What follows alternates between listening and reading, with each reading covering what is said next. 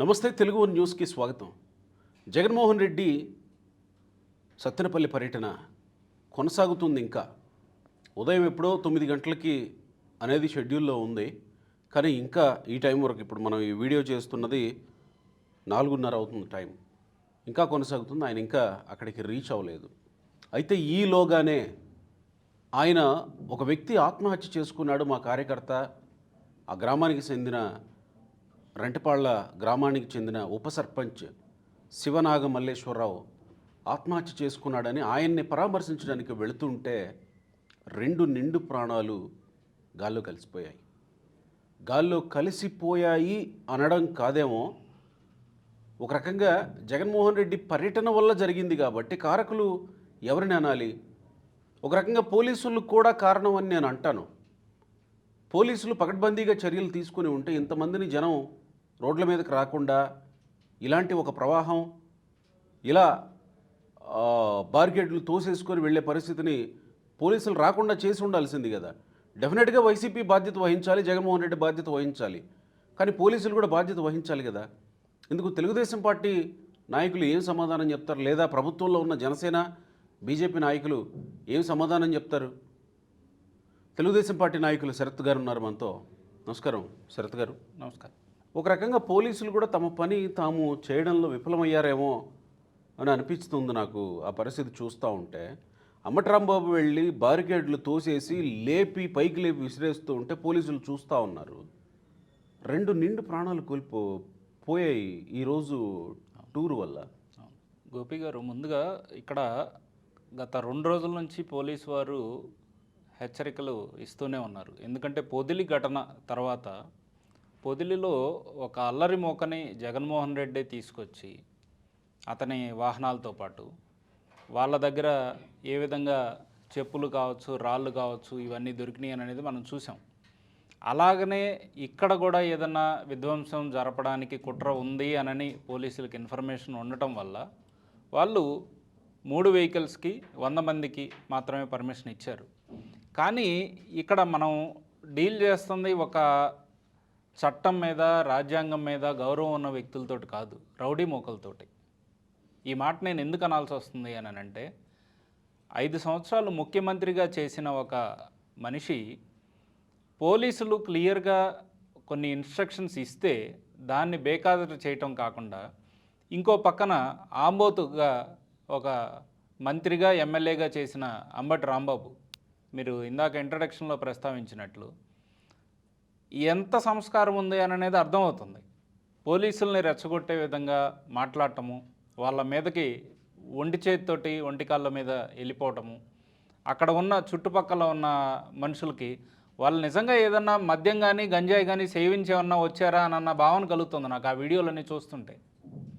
ఎందుకంటే అంత అగ్రెసివ్గా పోలీసుల మీదకి ఏ విధంగా కొంతమంది వెళ్తారు పట్టపగలు అనేది అర్థం కాని విషయం. ఇక్కడ అంబట్రాంబాబు ఆ బారికేడ్లు విసిరేస్తూ పోలీసుల మీదకు వెళుతున్న తీరు చూసాం. మొన్న తెనాలి పర్యటనప్పుడు సిఐ మీదకు వెళ్ళిన తీరు చూసాం. చెవిరెడ్డి భాస్కర్ రెడ్డి మొన్న పొదిలి పర్యటనప్పుడు పోలీసుల మీద జరిగిన తీరు చూసాం. రెగ్యులర్గా ఇలా చేసుకుంటూ పోతున్నారు.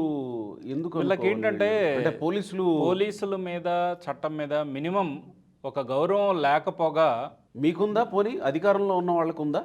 ఇప్పుడు గత ప్రభుత్వంలో అధికారంలో ఉన్న వాళ్ళకి పోలీసుల మీద గౌరవం ఉండి ఉంటే, నేనేమంటున్నానంటే ఉండి ఉంటే అలా పోలీసుల్ని బెదిరించిన వాళ్ళని ఇంకా బయటే ఉంచారు ఎందుకు? గోపి గారు, నేను చెప్పేది ఒకటే, పోలీసుల మీద గౌరవం ఉంది కాబట్టే గత 5 సంవత్సరాల్లో హౌస్ అరెస్టులు చేసి 14 సంవత్సరాలు ముఖ్యమంత్రిగా చేసిన బాబు గారి ఇంటికి బయట తాళ్లు కడితే మేము చట్టాన్ని, రాజ్యాంగాన్ని గౌరవించి ఇంట్లో కూర్చున్నాం, పర్యటనలకు కూడా బయటికి వెళ్లకుండా. ఇదే పల్నాడు సంబంధించి చంద్రయ్య గారిని చంపినప్పుడు చంద్రబాబు గారు వస్తానంటే ఎన్ని ఆంక్షలు పెట్టారు? అలాగా ఈరోజు సిట్యువేషన్ అట్లాగా లేదు కదా. కొంత ఆంక్షలు ఉన్నాయి, కానీ ఆ ఆంక్షల్ని గౌరవించి మేము వచ్చాం అప్పుడు. కానీ ఈరోజు ఆంక్షల్ని గౌరవించేవాడు అక్కడ కనిపించట్లేదు. ఆ పార్టీలో కావచ్చు, కింద స్థాయి నాయకుల దగ్గర నుంచి పైన ఉన్న ముఖ్యమంత్రిగా పనిచేసిన జగన్మోహన్ రెడ్డి దాకా చూస్తే ఎవడు కూడా క్రమశిక్షణ కలిగిన నాయకుడు కనిపించట్లేదు. ఎందుకు క్రమశిక్షణ లేడు? ఒకటి రౌతు ఏదో చేతగానాడో లేకపోతే బలహీనుడో అయితేనో గుర్రం 3 కాళ్ళ మీద నడుస్తుందని ఒక సామెత ఉంది. అవునండి. నేను ఇప్పుడు చేతగాని వాడో లేకపోతే బలహీనుడో అని నేను అనట్ల. 164 సీట్లతో అధికారంలో వచ్చిన వాళ్ళు చాలా బలవంతులు. బహుశా తెలుగు రాష్ట్రాల్లో ఎప్పుడూ ఇంత మ్యాండేట్ ఏ పార్టీకి రాలేదు. కూటమికి వచ్చింది. ఇంత బలవంతులు అయ్యుండి ఇక్కడ ఎందుకు బలం బలహీనత అనేది నేనేమంటానంటే పక్కన పెడితే ఇంత బలవంతులైనా కూడా ప్రత్యర్థి పార్టీ ఇప్పుడున్నటువంటి వైసీపీ ఎందుకు పోలీసుల మీద ఆ స్థాయిలో అదే రెచ్చిపోతున్నారు? చెప్తున్నానండి. ఇప్పుడు ఇంత బలం ఉన్నా కూడా ఎందుకు మేము ఉపేక్షించాల్సి వస్తుంది అని అనేది మీకు ఒక చిన్న ఎగ్జాంపుల్ తోటి చెప్పాలి అని అంటే, వైఎస్ఆర్సీపీ జగన్మోహన్ రెడ్డి రాష్ట్రంలో ఒక కుట్రకి తెరలేపాలి అని చూస్తున్నారు. రాష్ట్ర శాంతి భద్రతలు కంప్లీట్గా పోయాయనని ఒకే ఒక టార్గెట్ వైఎస్ఆర్సీపీ అని చెప్పి ఉన్నయి లేనియి కల్పించి ప్రజల్లో కొన్ని విషబీజాలు నాటాలి అని చెప్పి వైఎస్ఆర్సీపీ, సాక్షి మీడియా, కొంతమంది వ్యక్తుల ప్రేరేపితంతో కొన్ని కుట్రలు పన్నాలి అని అనేది వాళ్ళకున్న ముఖ్య ఉద్దేశం. ఏంటి కుట్ర ఏంటి దాంట్లో? అంటే పోలీసుల మీదకి అలా వెళ్ళడం కుట్ర పోలీసుల మీదకి వెళ్ళి ఈ పోలీసులు కావాలని మమ్మల్ని ఆపుతున్నారు అని చెప్పి వీళ్ళు ఏం చేస్తున్నారు? ఇప్పుడు ఒక సింపుల్ మనకి చిలకలూరుపేట సిఐ అండ్ రజనీ గారి విషయం తీసుకోండి. ఫస్ట్ 2 రోజులు రజనీ ఏమైతే అరుస్తుందో, ఏ విధంగా అయితే సిఐ గారు అక్కడున్న వాళ్ళ పిఏని అరెస్ట్ చేయడం, ఆ దృశ్యాలు మాత్రమే వచ్చినాయి. కానీ తర్వాత ఏం జరిగిందనేది మనకు బయటకు వచ్చిన తర్వాత తెలిసింది. వీళ్ళు ఎంత చేస్తే వీడియో వచ్చింది, వీళ్ళు ఎంత రెచ్చగొట్టి ఎంత వాళ్ళ విధుల్లో ఉన్న పోలీసుల్ని నిర్వీర్యం చేయాలి అని చూస్తే వాళ్ళు అలా మాట్లాడారు, అలాగా వచ్చి జీబ్లో నుంచి మనిషిని తీసుకెళ్లారు అనేది మనకు తెలిసింది. అదేవిధంగా ఈరోజు బయటకు వస్తున్న వీడియోలు కావచ్చు, ఇవన్నీ కూడా ఒక ఛానల్ లేదా ఒక మీడియా మాత్రమే తీస్తున్న వీడియోలు అవి. అందరూ ప్రెస్ మీడియా వాళ్ళందరూ అక్కడికి వెళ్ళేం వీడియోలు తీయట్లేదు, ఒక్కరే తీస్తున్నారు, వాళ్ళకి కావాల్సినట్లుగా తీస్తున్నారు. వాళ్ళకి కావాల్సినట్లుగా కూడా వాళ్ళకి కావాల్సిన విధంగానే తీస్తున్నారు. దాంట్లో కూడా ఏంటి, పోలీసులు ఆపుతున్నారు, చూడండి మేము కట్టలు తెంచుకొని పోలీసుల్ని అందరినీ తరిమేసి మా పాటికి మేము వెళ్ళి జగన్మోహన్ రెడ్డిని కలుస్తున్నాము అని ఒక సానుభూతి క్రియేట్ చేయడంలో జనాల్లో జగన్మోహన్ రెడ్డి క్రేజ్ ఏ విధంగా ఉందో చూడండి, పోలీసులు జగన్మోహన్ రెడ్డికి భయపడుతున్నారు అని చెప్పి ఒక లేనిది ఉన్నట్లుగా కల్పించే ప్రయత్నం జగన్మోహన్ రెడ్డి, సాక్షి మీడియా చేస్తుంది. వాస్తవంగా ఈరోజు కార్యక్రమం ఏదైతే ఉందో ఆ కార్యక్రమానికి ఆయన 10 గంటల టైంకి వెళ్ళాలి. 10 గంటల టైంకి వెళ్ళాలి కాబట్టి 9:30కి ఆయన తాడేపల్లి నుంచి బయలుదేరాడు. రమారమి ఆ కార్యక్రమం ఉన్న ప్రదేశానికి వెళ్ళాలంటే 11:15 లోపు వెళ్ళొచ్చు. సత్తెనపల్లికి తాడేపల్లి నుంచి 11:15 లోపు వెళ్ళొచ్చు. 9:30కి అక్కడ బయలుదేరాడు అని అంటే గంట 45 నిమిషాలు. ఇప్పుడు టైం మీరు అన్నట్లుగా 4:45 అవుతుంది. మరి ఇప్పుడు దాకా ఇంకా ఆ విగ్రహావిష్కరణ ఏదైతే ప్రాంతంలో జరుగుతుందో ఆ ప్రాంతానికి ఇంకా వెళ్ళలేదు, దూరంగా ఉన్నారు. ఈలోపు 2 నిండు ప్రాణాలు పోయినాయి. దానికి ఎవరు బాధ్యులు అని అంటే, ఇక్కడ ఆంక్షలు పాటించకపోగా కాన్వాయ్ వెళ్ళేటప్పుడు ఒక ముసలాయన అడ్డొస్తే అతన్ని గుద్దుకుంటా వెళ్ళిపోయి కనీసం అరే మనిషికి ఏదో అయ్యింది అన్న చిన్న విచక్షణ కూడా లేకుండా వదిలేసి వెళ్ళిపోయారు. అక్కడ కాకుండా మళ్ళీ క్లాక్ టవర్ దగ్గర, సత్తెనపల్లి దగ్గర అక్కడ కూడా ఒక యువకుడు ఆ కిక్కిరిసిన జనంలో చనిపోయారు. సో ఇద్దరు చనిపోతే ఈ జగన్మోహన్ రెడ్డి ఈ ప్రదేశానికి వెళ్తుండగా జరిగిన దీనికి ఎవరు బాధ్యత వహిస్తారు అని అంటే జగన్మోహన్ రెడ్డే భరించాలి. అంటే ఇప్పుడు వాళ్ళిద్దరూ వైసీపీ కార్యకర్తలేనా? ఒకరు వైసీపీ కార్యకర్త జయచంద్ర రెడ్డి అనే అతను వైసీపీ కార్యకర్త. ఈ పెద్ద సామాన్య మనిషి. అంటే ఒకవేళ వైసీపీ కార్యకర్త అని చెప్పుకుంటారేమో వాళ్ళు. మళ్ళీ ఎవరైనా అండి, వైసీపీ కార్యకర్త అయినా ఇంకొకరైనా, ఇప్పుడు ఈరోజు ఎవరైతే వెళ్తున్నారో విగ్రహావిష్కరణకి అతని పూర్తి పేరు జగన్మోహన్ రెడ్డి తెలుసా?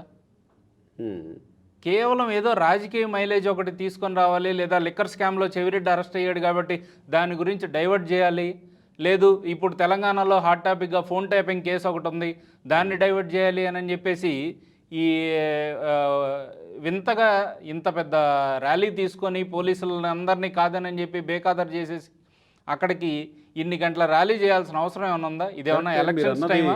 మీరు అన్నది ఆయన ఇంటి పేరేంటో నాకు కూడా తెలియదు కానీ శివనాగమల్లేశ్వరరావు అనేది ఆయన శివనాగ పేరు. మల్లేశ్వరరావు అని అన్నారు. ఆయన ఇంటి పేరేంటి? జగన్మోహన్ రెడ్డి సాక్షి మీడియాకి కానీ జగన్మోహన్ రెడ్డికి కానీ తెలుసా? ఉమ్, పోనీ ఈరోజు వాళ్ళ కార్యకర్త చనిపోయాడు అని చెప్పి 2 రోజుల నుంచి మీడియాలో ఊదర కొడుతున్నారు. ఏమన్నా ఇస్తారా ఉమ్, వాళ్ళ ఇంట్లో వాళ్ళకి? ఉమ్, ఒక 5 లక్షలు చెక్ ఏమన్నా ఇస్తారా? ఉమ్, ఏమన్నా పార్టీ తరఫున వాళ్ళని ఆదుకునే ప్రయత్నం ఏమన్నా చేస్తారా? ఉమ్, లేదు. మళ్ళీ రొటీన్ డైలాగులు, అక్కడ పోయి మళ్ళీ ఏదేదో మాట్లాడతాడు. సగం రాసిన స్క్రిప్ట్లో సగం కరెక్ట్గా మాట్లాడి సగం తప్పుగా మాట్లాడేసి మళ్ళీ వస్తాడు వెనక్కి. ఉమ్.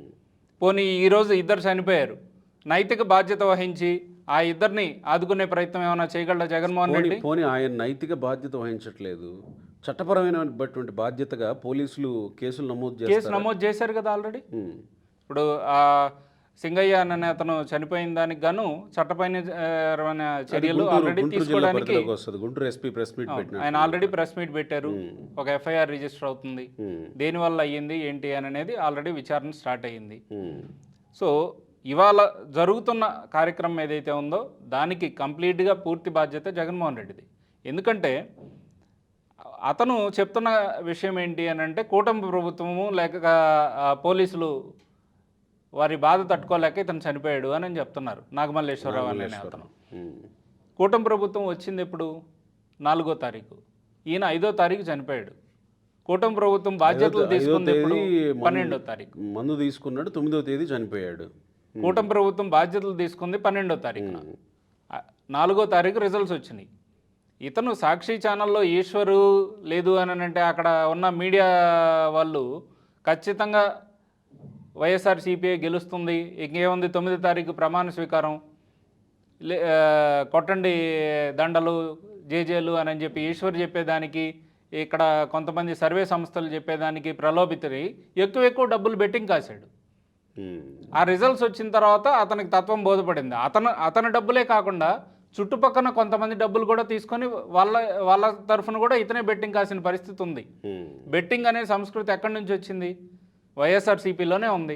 ఆ వైఎస్ఆర్సీపీ ఇన్ఛార్జీలు కావచ్చు, లేదు అని అంటే అక్కడ నెల్లూరు ఎక్స్ మినిస్టర్ కావచ్చు, అక్కడ ఉన్న స్పోక్స్ పర్సన్ శ్యామలా కావచ్చు, వీళ్ళందరూ బెట్టింగ్ యాప్లని అన్నిటిని ప్రమోట్ చేసిన వాళ్ళు. నెల్లూరు ఎక్స్ మినిస్టర్ అంటే అనిల్ కుమార్ యాదవ్. అనిల్ కుమార్ యాదవేగా నరసరావుపేట ఎంపీగా కంటెస్ట్ చేసింది. ఆ పరిధిలోకే వస్తుంది, సత్యనపల్లి ఆ పరిధిలోకే వస్తుంది.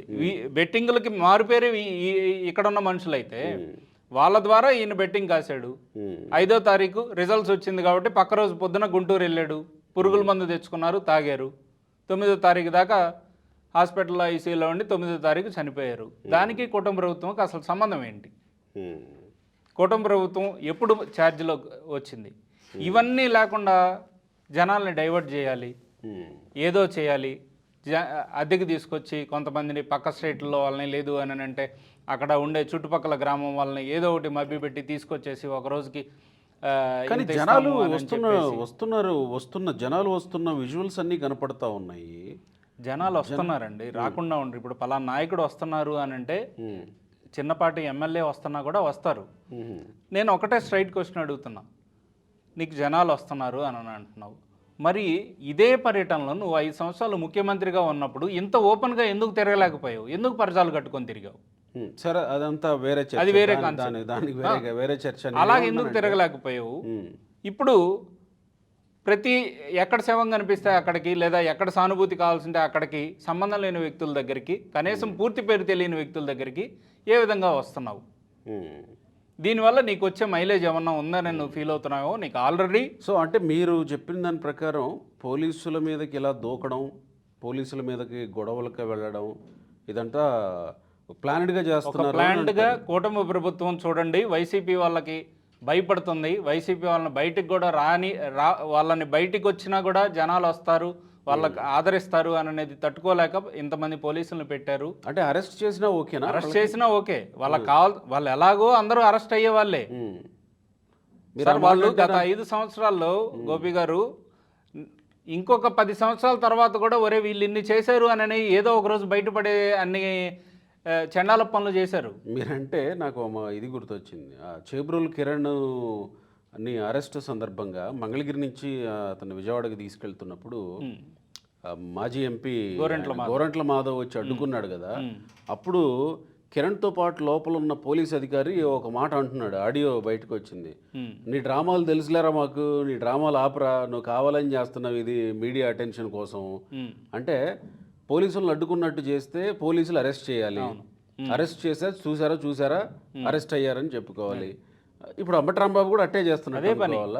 ఇప్పుడు వాళ్ళందరికి కూడా ఏంటంటే ఏ కేసులో అరెస్ట్ అయ్యారు అనే దానికంటే ముందు వీళ్ళని గట్టిగా రెచ్చగొడితే వీళ్ళు మన మీద ఏదో ఒక యాక్షన్ తీసుకుంటారు. ఆ తర్వాత ఎలాగో వాళ్ళ మీద పాత కేసులన్నీ తిరగదాడుతారు, అందులో డౌట్ ఏం లేదు. ఎందుకంటే వాళ్ళు చేసిన ఇన్ని ఆకృత్యాలు కాదు కదా, గత 5 సంవత్సరాల్లో జరిగినాయి. ఒకదాని మీద ఒకటి ఉంటుంది కాబట్టి అప్పుడు సానుభూతి పొందడం కోసం ముందే రెచ్చగొట్టే ప్రయత్నాలు చేస్తున్నారు. కానీ జనాలు నమ్మరా ఇలాంటివి జరుగుతూ ఉంటే? జనాలకు క్లారిటీ ఉంది? జనాలకి కంప్లీట్ క్లారిటీ ఉందండి. ఇప్పుడు అక్కడ ఒక దగ్గరే తిరిగిన వాళ్ళే అన్ని ఓట్లకి వస్తున్నారు. పొదిల్లో కూడా అదే 10,000-15,000 మంది ఉన్నారు. ఇప్పుడు వచ్చిన వాళ్ళు కూడా అదే సెట్ ఆఫ్ పీపుల్ వస్తున్నారు. వీళ్ళంతా ఏంటంటే ఒక ప్యాకేజీ లాగా మాట్లాడుకొని ఎక్కడెక్కడ మొత్తం ఎక్కడున్నా సరే అక్కడికే వచ్చేటట్లుగా వీళ్ళు మాట్లాడుకొని తీసుకొచ్చుకుంటున్నారు. కానీ ఆ ప్రాంత ప్రజలు ఎవరు కూడా దాన్ని హర్షించే పరిస్థితుల్లో లేరు. పొద్దున్న నుంచి సత్తెనపల్లి మొత్తం ట్రాఫిక్ ఆగిపోయి రోజు చేసుకునే పనులు జరక్క ఎక్కడ వాళ్ళు అక్కడ ఆగిపోతుంటే ఒకటే మాట వినిపిస్తుంది సత్తెనపల్లి మొత్తం మీద, అరే నువ్వు ముఖ్యమంత్రిగా ఉన్నప్పుడు మాకు ఈ బాధలు తప్పలేదు, ఇప్పుడు నువ్వు లేవు అని అనుకున్నా కూడా మాకు ఈ బాధలు తప్పట్లేదు, ఈ ట్రాఫిక్ జాములు ఇవన్నీ ఏంటి మాకు తప్పించాల్సింది కూటమి ప్రభుత్వం అండి. కూటమి ప్రభుత్వం తప్పించాలి. మరి మేము ఇలాంటి ఈ రోజు జరిగిన సంఘటనలు లాంటి వాటి మీద చర్యలు తీసుకుంటే ఈ రెండోసారి జరగవు. చర్యలు ఖచ్చితంగా ఉంటాయండి. ఇద్దరు ప్రాణాలు చాలా ముఖ్యమైనవి. సో ఇద్దరు ప్రాణాలు పోయినాయి కాబట్టి ఖచ్చితంగా చర్యలు ఉంటాయి. రైట్. కాకపోతే ఏంటంటే మనం అరెస్టులు చేయట్లేదు అని అంటే దానికంటూ ఒక కారణం ఉంటుంది. ఏంటంటే ఒక కాంక్రీట్ ఎవిడెన్స్ కావాలి. ఏదో అంగళ్ళ కేసులో ఊరక పేరు దొరికింది కదా అని చెప్పి ఒక ముఖ్యమంత్రి గారి పేరు మీద వాళ్ళు పెట్టినట్లుగా మనం పెట్టలేం. రైట్. మనకు కొన్ని కాంక్రీట్ ఎవిడెన్స్లు కావాలి. ఖచ్చితంగా తగిన మూల్యం అయితే జగన్మోహన్ రెడ్డి వైఎస్ఆర్సీపీ చెల్లించుకుంటారు. Right sir, thank you.